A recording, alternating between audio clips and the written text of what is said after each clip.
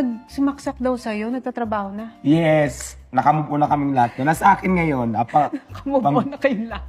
Oo, Pagkatapos kang saksakin. Kaya kami nag-away-away doon kasi parang Nag-away-away noong Oo. 2016. Ayun nga yung, ayun yung nanyos kami before. Yes. Yun ang dahilan kasi sabi ko kung may mga bisyo kayo, pwede kung hindi nyo kayang tigilan, wala naman akong pakialam doon, pero umalis na kayo dito sa poder ko. Kasi kaya sila napunta doon sa tulay, dahil sa akin, ako nagpatira sa kanila kasi sa kalsada lang kami nagkakilala. Pero kung may mga bisyo kayo, para hindi naman ako madamay, umalis na lang kayo. Ay syempre, ang pinupoint nila is, hindi naman ako may-ari ng tulay. Ayaw nilang umalis. Hindi ikaw yung may-ari Oo. ng tulay. Ayaw nilang Huwag mo umalis. angkinin ng tulay. Oo.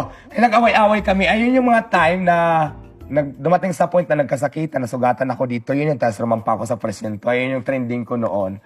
So, pero ngayon, okay na kami. Yes, yung pala Nagpatawaran yun. naman na, tapos katunayan Kasi na. gumagamit sila nung time na yun. Oo. Pero nung time na yun, hindi ka gumamit. Hindi.